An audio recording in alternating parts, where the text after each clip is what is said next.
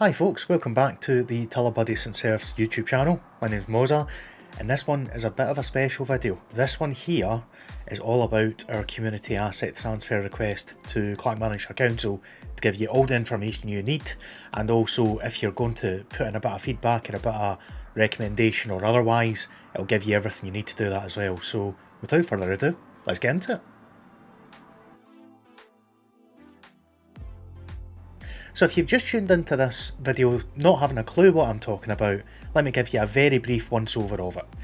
We as a football club have made a request to Clackmannanshire Council to get community asset transfer of a lease, so we're not owning the land, we are leasing the land from the council to create a community football facility of our own at Banchory Park, also known locally as the Coosie in Tullibody. The reason we're doing this is because where we are right now at the Civic Centre, we cannot expand the way we wanted to offer more football to more people in the community without firstly wrecking the pitches and secondly trying to work bookings in and around what's already getting used. So we've got to the point where we have reached a maximum level, I believe, at the Civic Centre. We need this extra, and we're not really proposing anything different to what's already been there. The Coosie up until COVID was a regularly used, well maintained football park that's fallen into disuse and disrepair, and ultimately what we want to do is bring it back and make it open to all and a positive aspect of community life in Tullibody. Just to clear up a couple of things that I've seen since the news broke over the weekend that it's now gone out to public consultation, which by the way lasts a month, so you have a month from basically the weekend just gone, or we're in it just now, but while you see this video, the weekend just gone, to have your say, positive or negative. So ultimately, the land firstly is owned by the council on the west side of the path. The path going right through from south to north, or vice versa, up and down the Coosie. That land to the west is what we are looking at getting a hold of in terms of rent, and we've worked in a couple of things that when we've spoken to people in the area that we had to make sure we maintained. So firstly, that path doesn't change. That path will be there. There will be a side path off of it to get into changing facilities that we're hopefully going to be bringing in beside the pitch. There will also be a throughway that you can walk below that, so between the garden fences and the houses on the south side and the fence towards the football pitch, there will be a throughway that you can go all the way up to the church on the west hand side. So it was important for us to make sure that you could still access the Coosie every way you could beforehand, and even when the football pitch was there you still could. That won't change. There's also loads of space for dog walkers still. You've got all the parts to the side, in the west hand side of the pitch. We're not using all the area. You've also got the park area on the east of the path. There's loads of space still for the dogs as well. We didn't want to get rid of that. Me as well, because I take my dog there sometimes, so I'd quite like to keep doing that as well. We've worked that into the plans to make sure we're doing things right.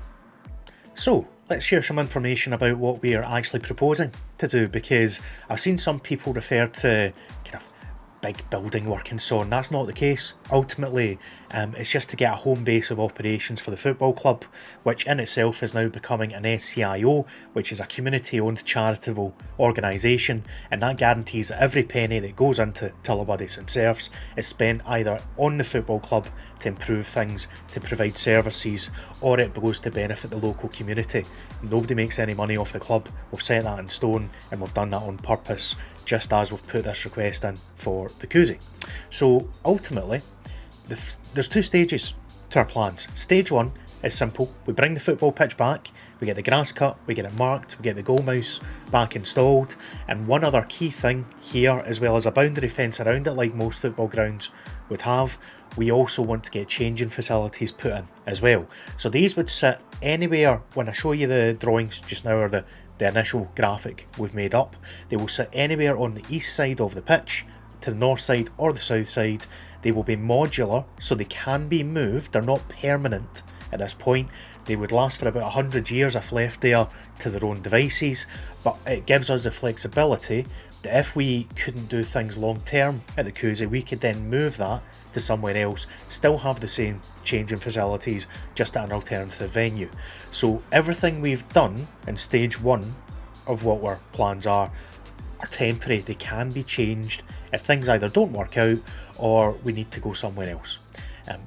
The reason that I'm being very, very clear about this is I don't want people to think that we're going to turn up with building merchants with yards and just change everything. We're not. It's still a grass pitch. All we're doing is putting a basic fence around it to protect the pitch itself, changing facilities there to allow not just ourselves but any community groups or anyone just want to play football to make use of it.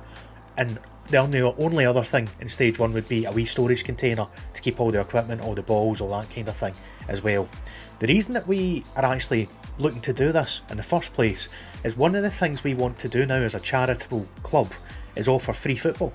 We've got our clubs already, we've got our teams I should say already. The men's team starts the men's amateur leagues, the Stirling and District League this August.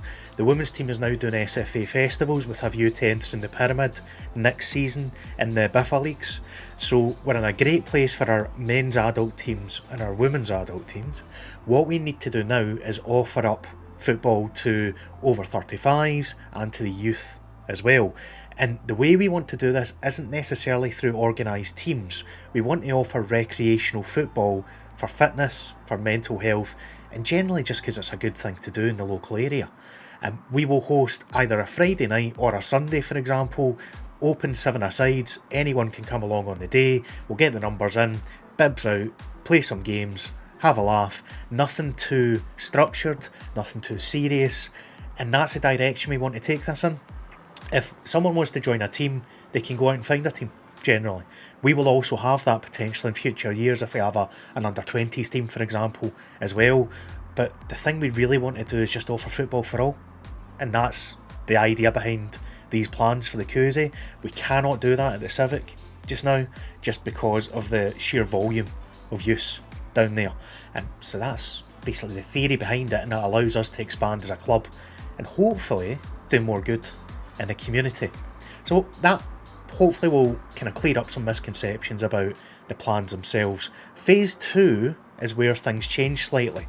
So assuming we get everything we need in place for phase 1, the changing rooms will be there, the storage container will be there, the boundary fence around the pitch to protect it will be there. Phase 2 is where we would move things up a gear if we're able to, and again, if the community want it.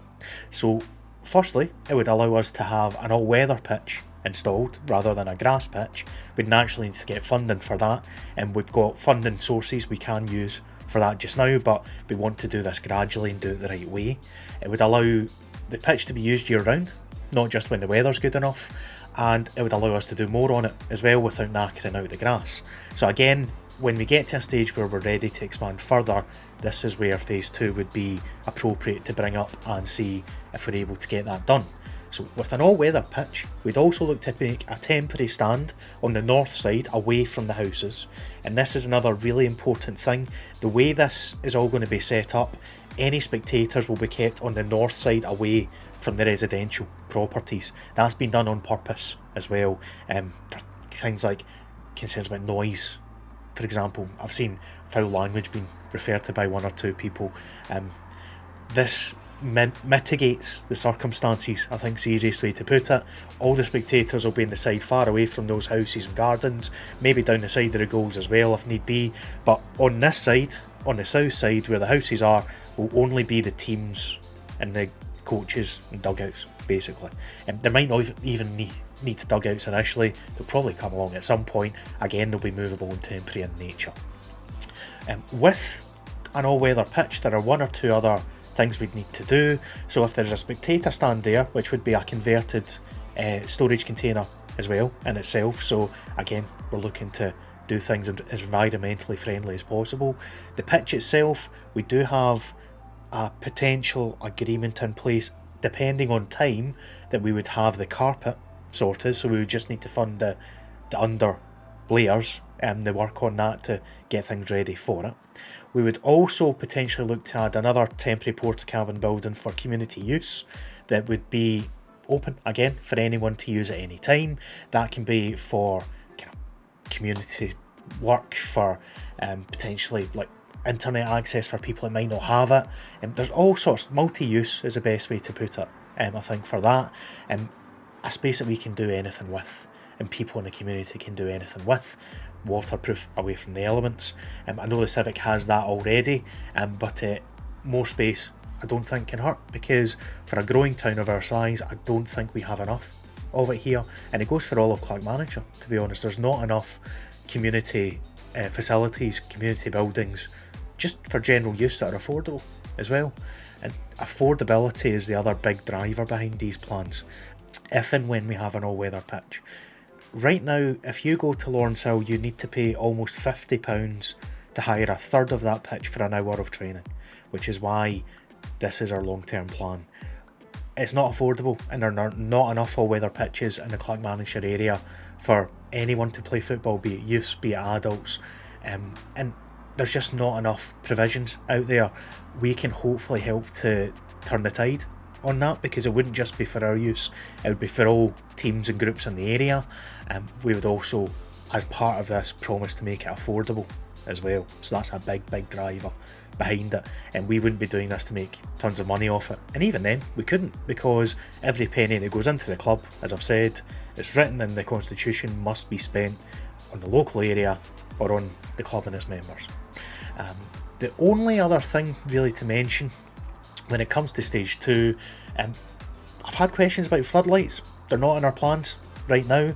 If we were to get any floodlights, it would be temporary in nature, so we're not in a position as a club where we would need floodlights at this time. Potentially if we had a team going up the leagues in the pyramid in future, we'd maybe look at it and revisit it, but there's no need for floodlights to be in stage 1 or stage 2 plans at this time. We are growing steadily, but we have only been running since January, so we want to keep that steady growth. We don't want to get ideas above our station, and that's why you will not see floodlights referred to in either stage 1 or stage 2. If we were to get temporary ones, it would be on for an hour or two certain nights of the week. They would be off by 9 o'clock at the very latest as well, so again, mitigating any effect on anyone nearby in the local area.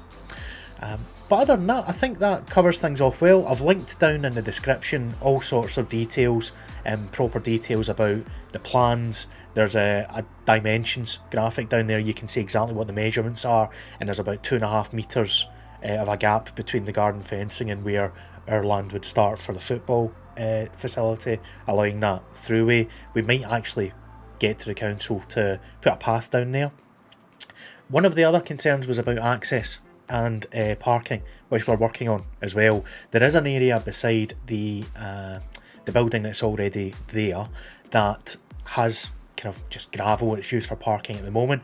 If we can pay to get that upgraded and enhanced, not only would that help the lodge that's in existence, it would also help us. So that's the long-term idea behind that. We need to discuss that with the people behind the lodge naturally, because we can't just say we're going to do something that's theirs ultimately. But there are always going to be negatives raised as part of these kind of plans. Nothing ever goes through with a 100% success rate.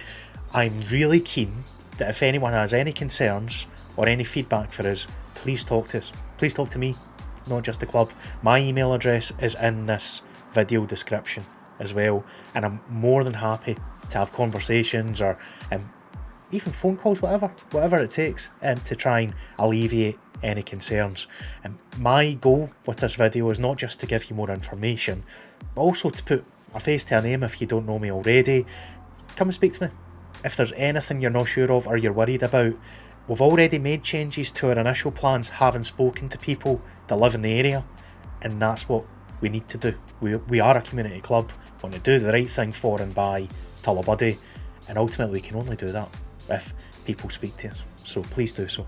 But otherwise, if you do want to put your feedback in, positive or negative, naturally we hope you'll be in support, but if you're not, it's important you make your voice heard as well. The link in the description below will take you to the council website, where you will see our statement of intent of what we're looking to do. You will also see the details on the initial submission, and then there's a link to put your thoughts right down into words. You do not need to put too much information in there. I believe you do need to leave your name and address, but we do not get to see that. We will see the anonymous messages in a month's time, and that we'll be able to react to and hopefully try and make any changes that are necessary and react to any feedback ultimately. But yeah, it's all anonymous, so even though you're putting your details in, that's just so the council know that you're a local resident or in the area, and you're not say, down south and having a say on something that won't actually affect you in the end of the day. But I thank you very much for taking your time to watch this video today. I know I've droned on a wee bit, but all the information will be there for you, and please do comment down below if you've got any thoughts as well. If it's something that you have done in another part of the country, let us know as well. We're always keen to reach out and share best practice. Or if it's something you're thinking about doing for your local club, again, reach out to me. We're more than happy to share. We've done so with a couple of clubs recently, and the initial documents we submitted, how we got started, all that kind of thing as well. But otherwise, thank you very much for watching. I'll be back with another general club update pretty shortly, because it was about a month and about 6 weeks now since the last one, and we're in the thick of pre-season just now, so we'll do one after the pre-season friendlies are done and the league's about to start for the guys. The girls play this Friday in their first SFA recreational tournament, so wish them luck as well, and follow us on all our socials, as well as subscribing to this YouTube channel for future videos. But until next time, thank you for watching.